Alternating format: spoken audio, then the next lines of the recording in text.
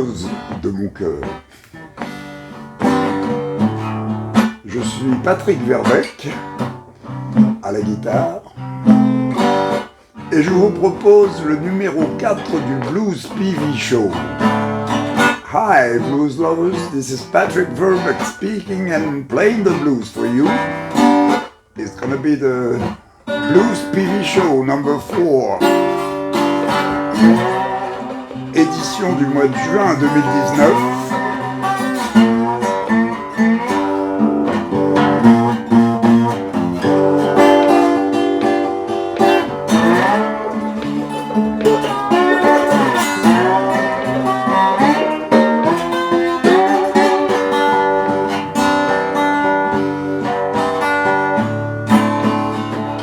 Alors aujourd'hui, je continue à vous donner quelques nouvelles.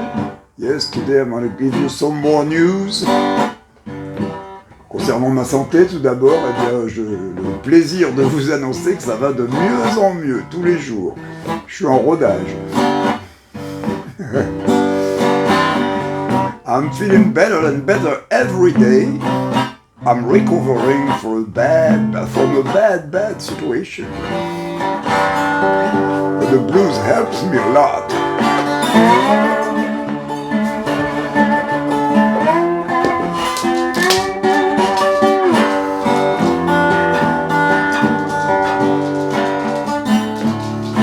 De plus, je vais partir dans ma Normandie natale, passer quelques jours, et en particulier donner un concert vendredi 7 juin au Portobello à Caen, avec mes amis du groupe Witch Doctor.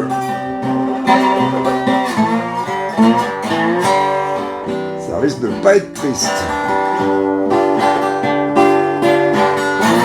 Surtout que je n'y vais pas seul. Et oui, je serai en compagnie de mon ami, Monsieur Jean-Yves Lozac à la pédale steel guitare. Et puisque je parle de Normandie, j'aimerais évoquer aujourd'hui la mémoire d'un monsieur que j'admire beaucoup. Il s'appelle Bernard Dargolz et il vient nous quitter malheureusement il y a quelques semaines dans sa 99e année, ce qui est tout de même fort respectable et je dirais même plus vénérable. Et ce Bernard Dargolz, eh bien, il le disait jamais, mais c'était un héros, ce monsieur. Car il fut le seul GI de l'armée américaine français à débarquer sur les plages de Normandie, et en particulier à Omaha Beach. Lui, c'était le 8 juin 1944. Il était le seul Français car il était, quand la guerre s'est déclarée, il habitait à New York et du coup, eh bien, il s'est engagé dans l'armée américaine. Et comme il était Français, eh bien, ses supérieurs n'ont rien trouvé de mieux que de l'envoyer directement au front, même mieux que ça, en éclaireur pour aller rendre visite aux paysans français dans leurs fermes et leur demander s'il n'y avait pas quelques ennemis qui se planquaient là-bas.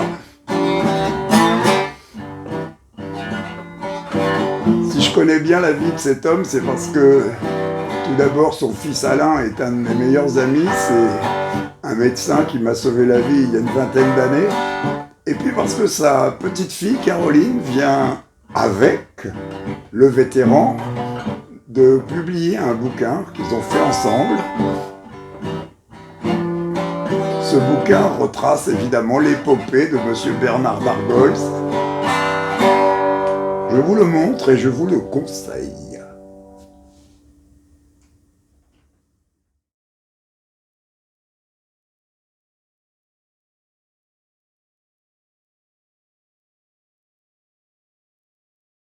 Eh bien oui, ce bouquin, c'est une vraie leçon de vie, une leçon de courage en même temps.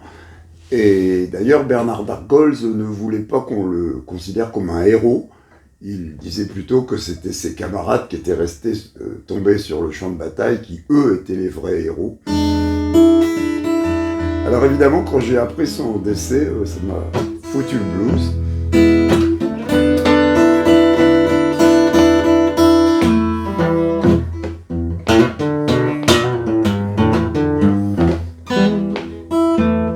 j'ai aussi pensé à un morceau que chantait le blues band Lightning Hopkins qui disait You know the war is over.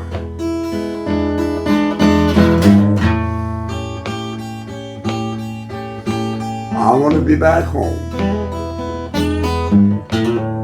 Et oui, quand la guerre est finie, on peut rentrer chez soi.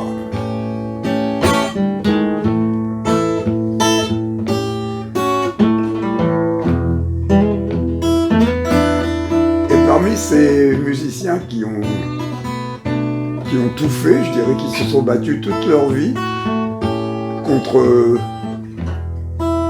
la violence, contre la guerre, contre l'injustice aussi.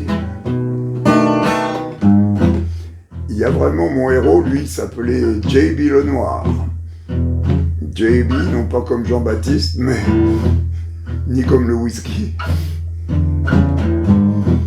Non, c'était le prénom que lui avaient donné ses parents.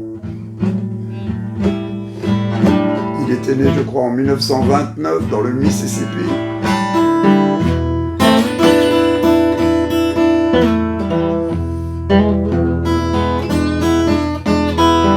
Et c'était donc un des bluesmen les plus engagés dans les années 50-60. Il avait écrit un blues sur la guerre de Corée, à laquelle il ne voulait pas participer, bien sûr. Il avait aussi écrit plus tard un blues sur la guerre du Vietnam. Il avait écrit un blues sur la politique intérieure du président Eisenhower, qui avait augmenté les impôts.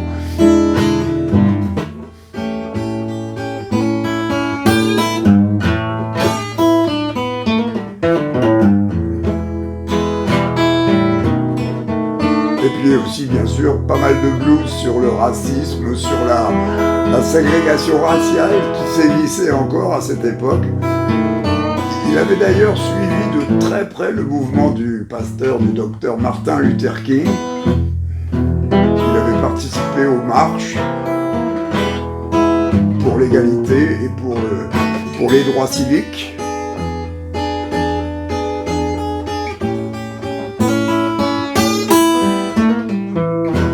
Mais plutôt que de vous parler trop longtemps de ce J.B. Lenoir, je vous propose de regarder un extrait, une vidéo en fait, qui a été tournée dans les années fin 50, début 60. Vous remarquerez le magnifique costume qu'il arborait pour nous chanter de ce Feel So Good, J.B. Lenoir. Well, I feel so good, I don't know what to do. Well, I feel so good, I don't know what to do. Well, I feel so good, babe, I feel like I wanna play with you. Well, I feel so good, I feel like playing my ball. Well, I feel so good, I feel like playing my ball. If I hit me one more shot, I believe I would blow my diameter.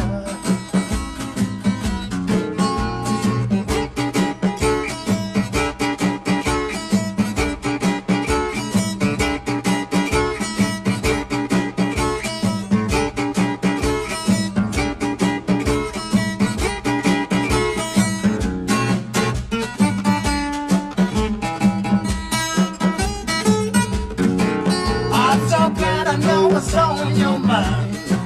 I'm so glad I know what's on your mind. I'm so glad I know what's on your mind. I'm so glad I know what's on your mind. I'm so glad, glad, glad, glad, glad. I'm so glad I know what's on your mind. This town make you feel so good. This dance is called round and round.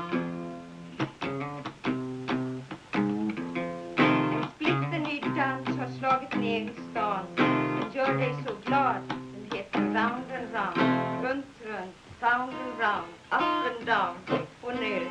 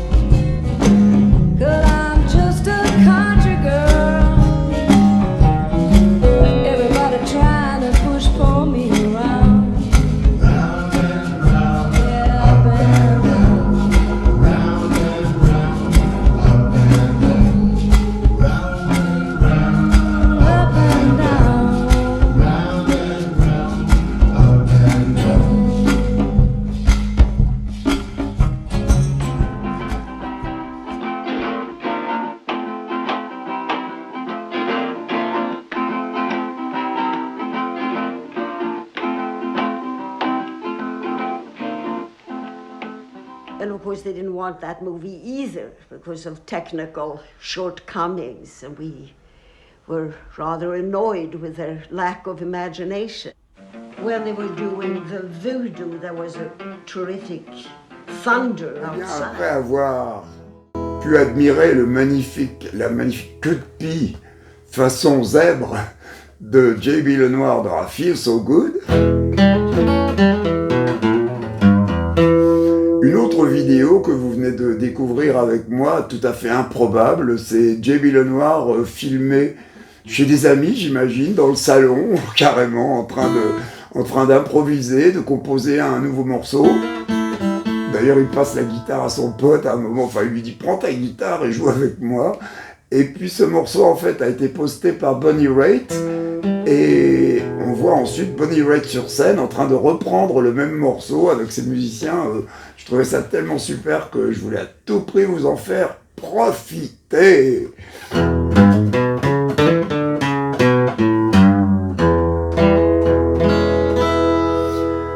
Et puis le morceau le plus emblématique, je dirais, de la carrière de J.B. Lenoir, ça a été quand même I Feel So Good, bien sûr, mais Mama Talk to Your Daughter, qui a été popularisé plus récemment par Robin Ford, bien sûr.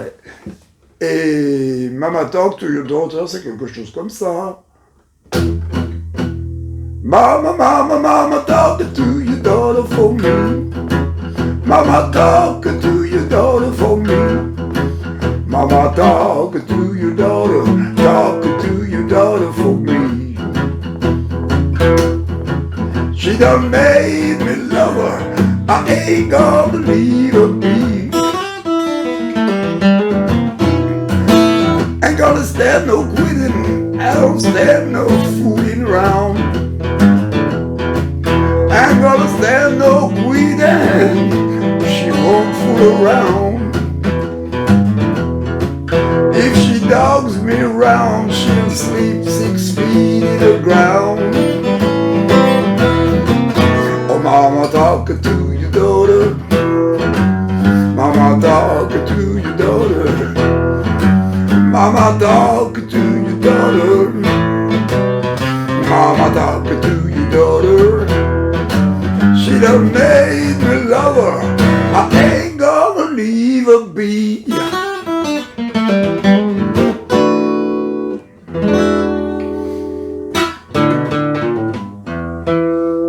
Et puis maintenant, je voudrais vous montrer une autre vidéo. C'était au tout début des années 2000. C'est une version d'un super morceau de J.B. Lenoir, c'est Down in Mississippi. Ça faisait partie du caractère insoumis de Monsieur Lenoir, puisqu'il s'insurgeait, ouais, voilà le terme que je cherchais, il s'insurgeait contre la ségrégation raciale qui faisait rage à l'époque, surtout dans les États du Sud, comme le Mississippi et l'Alabama. Et ce morceau, eh bien, j'ai eu la chance de l'enregistrer en studio avec Mr. Francis Cabrel, Down in Mississippi.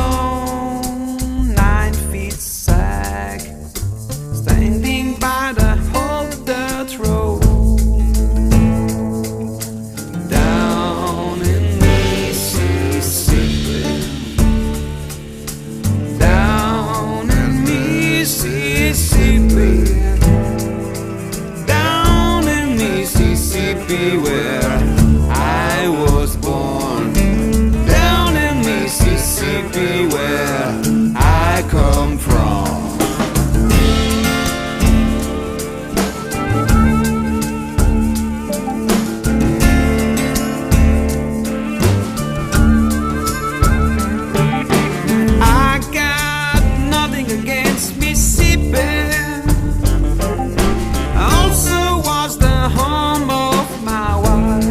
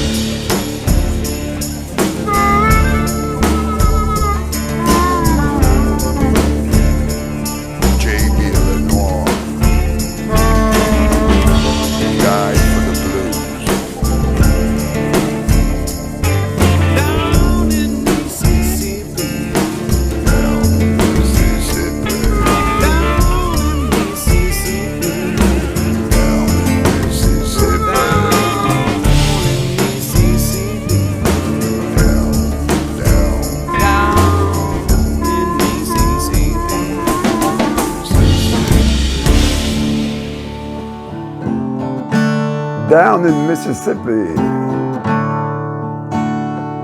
Cette furieuse invective contre le racisme et la ségrégation raciale dans le Mississippi, il le faisait aussi à propos de l'Alabama. La vidéo que vous venez de voir, évidemment, c'était Autour du blues, Francis Cabrel, votre serviteur, Denis Lable et les autres amis de l'équipe au studio Ferber, je crois que c'était en 2003 ou 2004.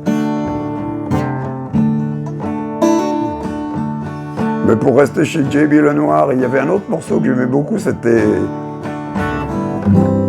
Slow Down, Slow Down, Let me step on board, I just wanna ride your train, one time before I go.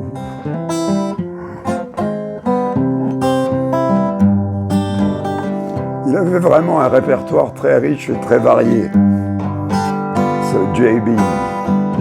Et malheureusement, il est mort très très jeune. Étant né en 29, il est mort en 67 dans la banlieue de Chicago, des suites d'un accident de voiture, mais on n'a jamais su le fin mot de l'histoire parce qu'il s'était fait pas mal d'ennemis, en particulier dans le gouvernement. Et certainement au FBI, voire même à la CIA, avec ses prises de position et son insoumission. Ça aurait été bien d'entendre la suite de ses suppliques. J.B. Lenoir, bye bye. Si vous voulez entendre un bel hommage consacré à J.B. Lenoir, il y a John Mayall, l'anglais, qui a composé et chanté avec le guitariste Mick Taylor un super morceau. Quand il a appris la nouvelle de la mort de J.B. Lenoir, j'étais fin 67, ça s'appelait tout simplement Death of J.B. Lenoir.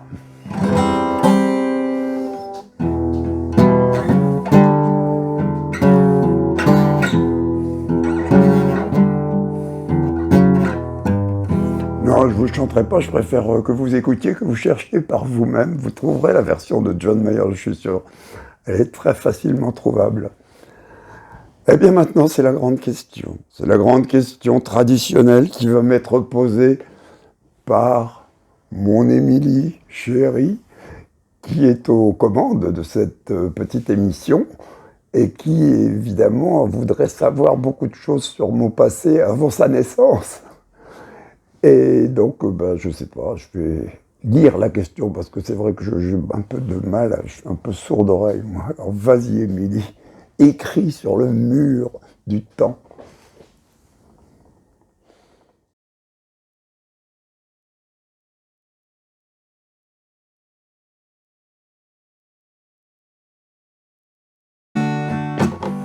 Oh, quelle question! Je m'en souviens plus. Je ne sais pas quand j'ai commencé à chanter. J'ai l'impression d'avoir toujours chanté, même dans le berceau, j'imagine. En fait, la première chanson dont je me souviens, c'était un air qui passait à la radio. Je crois que c'était Dario Moreno qui chantait ça. Et c'est le premier truc que j'ai balbutié quand j'avais 4-5 ans.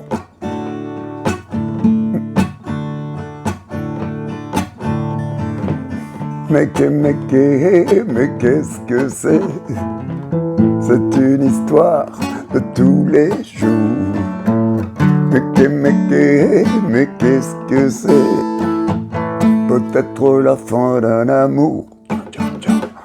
Voilà, c'était cha-cha-cha à l'époque, c'est vrai. Et moi j'adorais ça. Et puis ma mère chantait. Enfin, on était dans une famille chantante. Enfin, chanteuse, enfin bon, on aimait chanter, et puis voilà, ça donnait un peu de gaieté, de joie de vivre dans cette maisonnée. Donc oui, ma maman aimait plutôt, elle était assez variette, et mon père lui aimait le jazz. Il écoutait Pour ceux qui aiment le jazz à la radio le soir. Des fois il chantait Oh, when the saints go marching in. Oh, when the saints go marching in, I wanna be in that number. When the saints go marching in. Il y avait un autre personnage que j'aimais bien, c'était Monsieur Gilbert Bécaud. Ah, il avait un morceau qui me rappelle le Swamp Pop ou le Swamp Blues. Le jour où la pluie viendra, nous serons, toi et moi, les plus riches du monde, les plus riches du monde. Les arbres pleurant de joie offriront dans leurs bras les plus beaux fruits du monde, les plus beaux fruits du monde. Ce jour-là,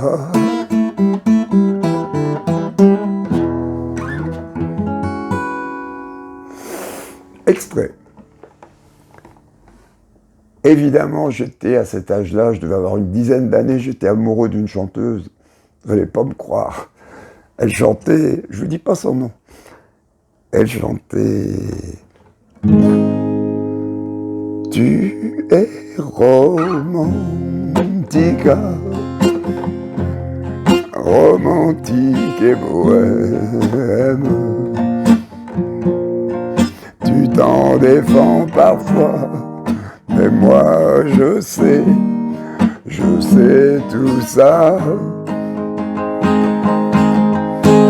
Tu es romantica, voilà pourquoi je t'aime.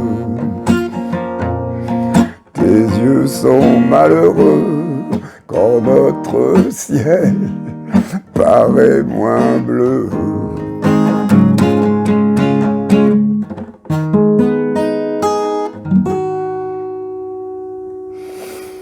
Oui, mis à part les paroles, vous avez reconnu? Oh, certainement pas. Je sais qu'il y a des générations, c'était quand même en 57, je crois, et c'était Dalida. Eh oui, c'était Dalida qui chantait Romantica. Mais ma préférée, je dirais, à l'époque, c'était quand même celle qui chantait... Je chante doucement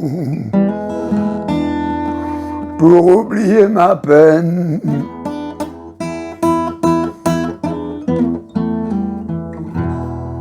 Oh, je chante doucement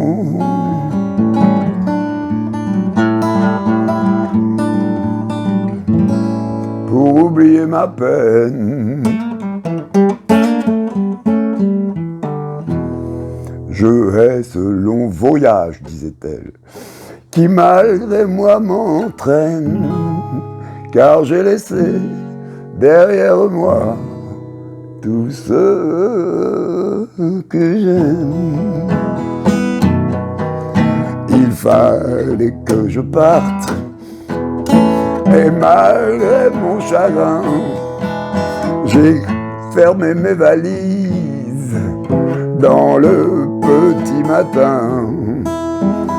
Là-bas dans la gare où m'attendait le train, j'ai essayé de retenir mes pleurs en vain.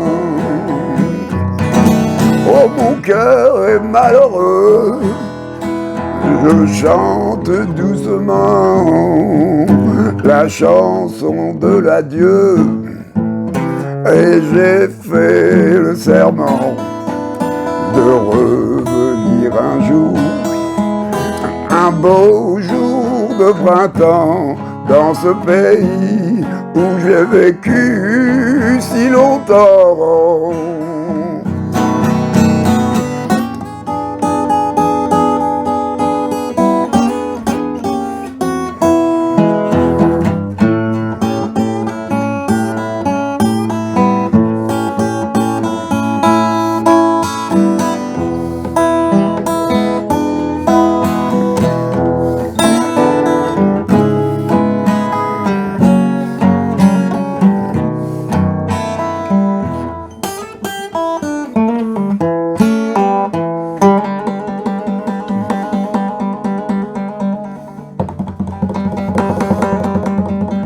Je vais vous laisser admirer la beauté de Petula Clark chantant cette chanson au tout début des années 60 à la télévision française. Petula. Maintenant je suis seule et je n'ai plus d'amis à qui confier mes peines ou ma mélancolie. Je n'ai qu'un seul refrain pour chasser mon ennui, car il me parle des joies de mon pays. Oh, et quand je pense aux miens qui là-bas sont restés, oh, si j'ai le cœur triste, je me mets à chanter. Cela me donne la force d'attendre et d'espérer le jour de fête où je pourrai les embrasser. Oh, je chante cette chanson pour oublier ma peine.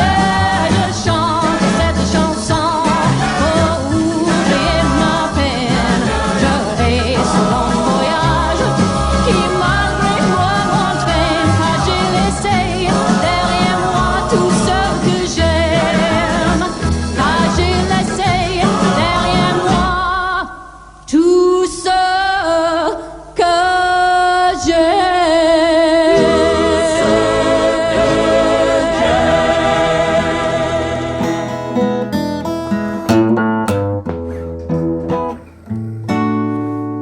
Mais en fait, j'ai commencé à chanter vraiment quand j'ai pu m'accompagner à la guitare. Et là, ça a été l'horreur. L'horreur, chez moi, dans la maisonnée, j'avais 15 ans, peut-être 14 ans et demi. Et puis un jour, on m'a dit, mais maintenant que tu as une guitare, qu'est-ce que tu nous ferais de beau? Un soir, il y avait toute la famille, les amis, tout le monde était réuni dans le salon. Alors je me suis pointé, je me souviens que je m'étais assis sur les pierres de l'âtre de Tassigny. Non, sur les pierres de la cheminée. Et il n'y avait pas de feu, heureusement, parce que sinon, j'aurais mis le feu. Et donc, j'ai commencé à chanter « Well, I got a brand new lover. I love her, yes, I do. She's my one and only. And her name is Baby Blue. Oh, my baby, baby, baby. Oh, my baby, baby blue.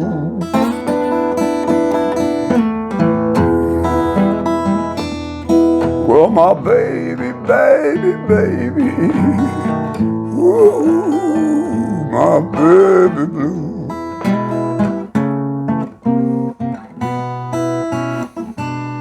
Et je dois dire que ça a acheté un froid dans la maisonnée quand je me suis mis à chanter ça. En plus, je muais à l'époque. La voix, je faisais du yodel. En même temps, c'était l'horreur. Vraiment, je crois bien que c'était pas très bien. Et c'est vrai que le public n'a pas apprécié. Hein. Patrick, tu chantes pas autre chose? Ou t'aurais pas un petit air instrumental? Alors, non, moi la guitare c'est pour accompagner la voix. Alors j'ai fait...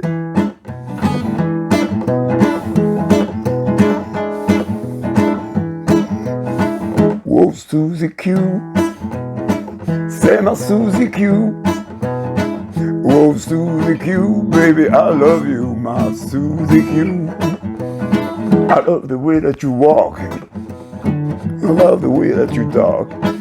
I love the way you walk. I love the way you talk. My Suzy Q.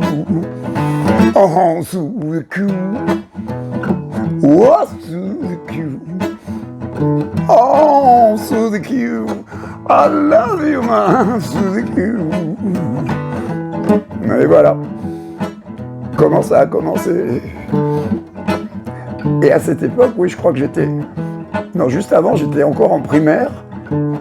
Et on m'avait proposé de participer à la chorale de l'école.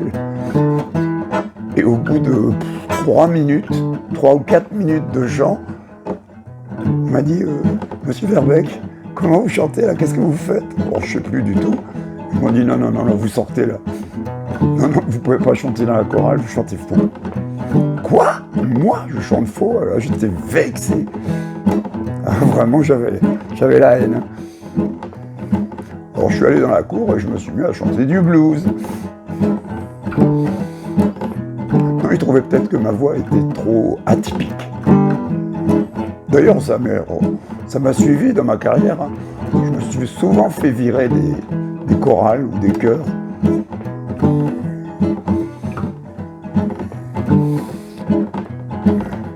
Et puis en fait, pendant toute ma période de collège, lycée, en secondaire, eh bien, j'ai pas tellement chanté parce que j'ai commencé à avoir des copains qui, eux, chantaient. Et chantaient bien.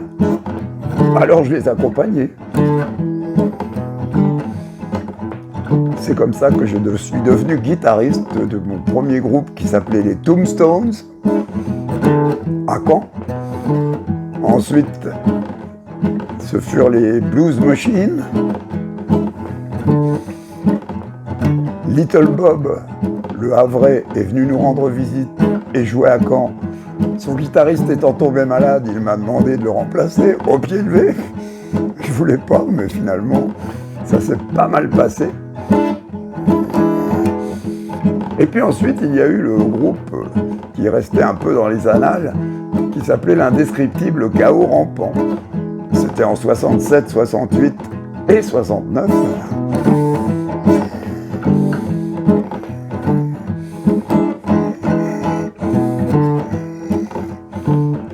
Et dans ce groupe, eh bien, je chantais un morceau.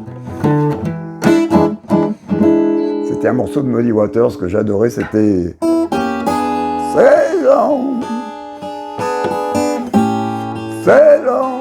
my little honeybee, sail on.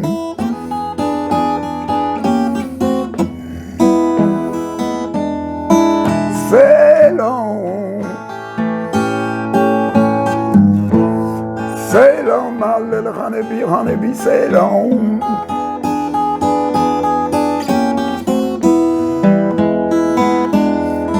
I don't mind you keep on sailing, but baby please don't stay too long.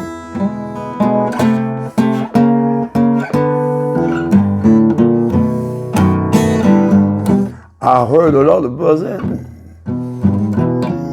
and don't you know it sounded just like my little honeybee.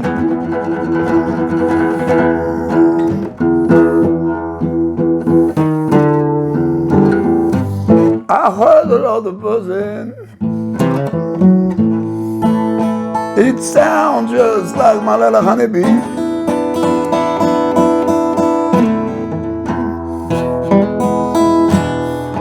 She's been all around the world making honey. But right now, she's coming back home to me.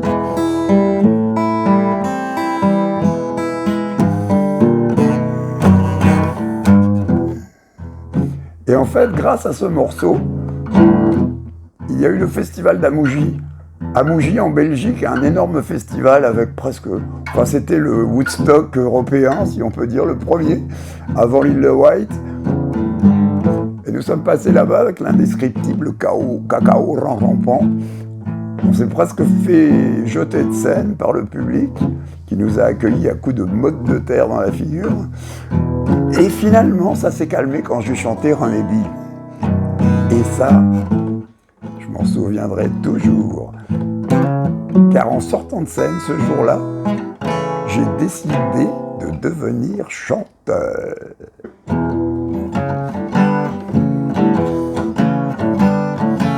Alors bye bye, cher bluesosaure. C'est la fin de ce Blues PV Show numéro 4. See you later, alligator. Arrivederci.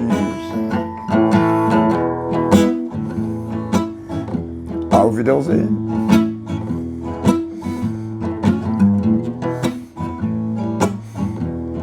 Nous nous retrouverons au mois de juillet si vous le voulez bien.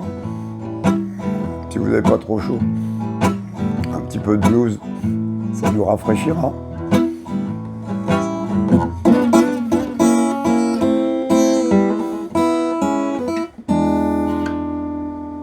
Bis bald.